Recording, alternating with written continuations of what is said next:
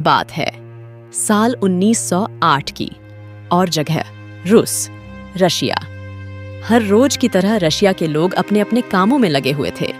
बाजारों में चहल पहल थी, लेकिन अचानक से कुछ ऐसा हुआ कि सारे लोग यहाँ वहाँ भागने लगे, जैसे कि लोगों ने ऐसा कुछ देख लिया जो उनके लिए एकदम नया है, जिसे आज तक देखा नहीं गया।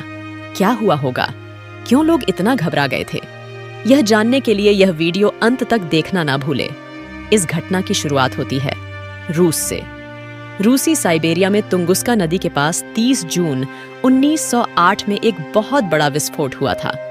उस घटना को तुंगुस्का विस्फोट या तुंगुस्का प्रभाव कहा जाता है। इस धमाके में इतनी ताकत थी कि धरती कांप उठी थी। इस ब्लास्ट से आग का जो गोला उठा, उसके बारे में कहा जाता है कि यह 50 से 100 मीटर चौड़ा था। इसने इलाके के टैगा जंगलों के करीब 2000 वर्ग मीटर इलाके को पल भर में राख कर दिया था। जहां धमाका हुआ, वहां से करीब 60 किलोमीटर दूर स्थित घरों में खिड़कियों के कांच टूट गए थे। कुछ लोग धमाके से दूर जाकर गिरे थे। ब्लास्ट से आग का जो गोला उठा, उसने पल भर में करीब 2000 वर्ग मीटर के इलाके को राख में बदल दिया था। इस धमाके की वजह से करीब 8 करोड़ पेड़ जल गए थे। वैज्ञानिकों का मानना है कि इस धमाके से इतनी ऊर्जा पैदा हुई थी कि ये हिरोशिमा पर गिराए गए एटम बम से 185 गुना ज्यादा थी। तमाम लोगों का मानना है कि यह धमाका किसी धूमकेतु या उल्कापिंड के टकराने के कारण हुआ था। किस्मत से उल्कापिंड साइबेरिया के एक दूर दराज के हिस्से से टकराया, लेकिन जमीन पर नहीं पहुंचा। बताया जाता है कि उल्कापिंड में हवा में ही विस्फोट हो गया। हालांकि यह धमाका किस चीज की वजह से हुआ, इसका कोई सटीक प्रमाण नहीं है। किस्मत से जिस इलाके में यह भयंकर धमाका हुआ, वहां पर आबादी बेहद कम या न के बराबर थी। आधिकारिक रूप से इस धमाके में सिर्फ एक गडेरिये के मारे जाने की तस्दीक की गई थी। वो धमाके की वजह से एक पेड़ से जा टकराया था और उसी में फंसकर रह गया था। इस ब्लास्ट की वजह से सैकड़ों रेंडियर कंकाल में तब्दील हो गए थे। उस धमाके के गवाह रहे एक शख्स ने बताया था कि जंगल के ऊपर का आसमान मानो 2 हिस्सों में बंट गया था। ऐसा लग रहा था कि आकाश में आग लग गई है। ऐसा लगा कि जमीन से कोई चीज टकराई है। इसके बाद पत्थरों की बारिश और गोलियां चलने की आवाजें आई थीं।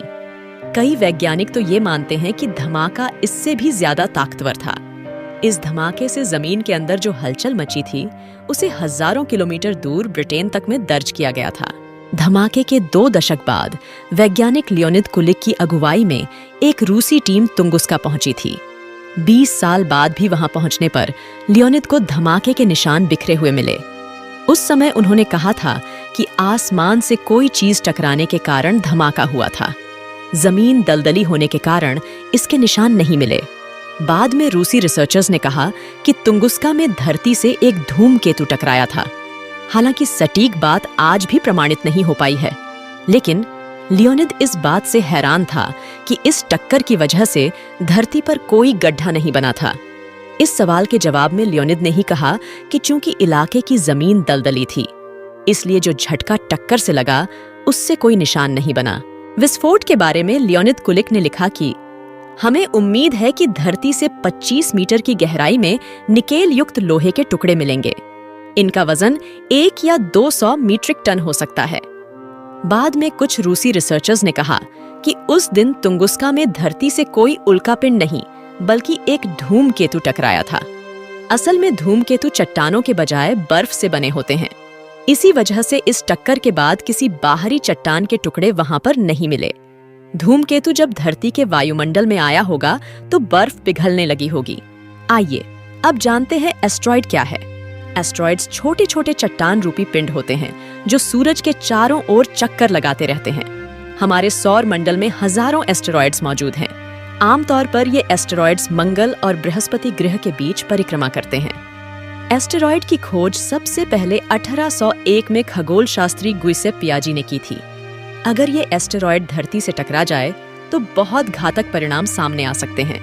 इस विस्फोट के बारे में कहा जाता है कि यह मैटर और एंटी मैटर के बीच टक्कर का नतीजा था। तो किसी का दावा है कि ये एटमी विस्फोट था। एक और अफवाह ये भी है कि उस दिन तुंगुस्का में एलियंस का जहाज धरती से टकराया था। वो बैकाल झील के ताजे पानी की तलाश में धरती पर आए थे। हालांकि इन अटकलों में से किसी को भी पूरी तरह से मान्यता नहीं मिल सकी। तुंगुस्का जैसी घटनाएं हजारों लाखों साल में एक बार होती हैं। मानवता के इतिहास में हुई ये अपने तरह की पहली घटना थी। शायद इसलिए भी इसे हम पूरी तरह से समझ नहीं पाए। इसमें कोई दो राय नहीं कि तुंगुस्का में हुआ महाविस्फोट असाधारण खगोलीय घटना थी। वो आज तक वैज्ञानिकों के रिसर्च और सोच पर असर डाल रहा है। अंदाजा लगाया जा रहा है कि ये विस्फोट 100-200 साल में एक बार देखने को मिल सकते हैं। अगर तुंगुस्का जैसी घटना किसी बड़ी आबादी वाले शहर में होती है तो भयंकर तबाही मचेगी, लेकिन इसकी संभावना कम ही है। धरती का 70% हिस्सा समंदरों से मिलकर बनता है, इसीलिए किसी बड़े उल्कापिंड के किसी बड़े शहर से टकराने की आशंका कम ही है। लेकिन अगर ऐसा कुछ होता है तो हमारा हाल भी उसी तरह हो जाएगा डायनासोर का हुआ था। डायनासोर की तरह मानव जाति का विनाश हो जाएगा। हर साल जून के महीने के आखिरी दिन यानी 30 जून को इंटरनेशनल एस्टेरॉयड डे मनाया जाता है। इस दिन को रूस के साइबेरिया में तुंगुस्का नदी के पास हुई घटना की वर्षगांठ के प्रतीक के तौर पर मनाया जाता है और उस घटना को तुंगुस्का विस्फोट के नाम से जाना जाता है। एस्टेरॉयड डे को मनाने का उद्देश्य लोगों को एस्टेरॉयड से होने वाले खतरों को लेकर जागरूक करना है। आई होप कि आज का वीडियो आपको पसंद आया है, तो हमारे YouTube चैनल ग्लोबल थिंक को सब्सक्राइब करना ना भूले, लाइक और शेयर करना ना भूले। अगली बार मिलेंगे ऐसी ही इंटरेस्टिंग वीडियो के साथ। Thanks for watching.